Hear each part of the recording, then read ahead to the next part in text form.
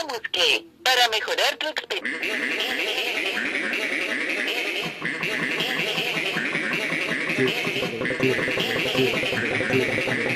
Нет. Para mejorar tu experiencia...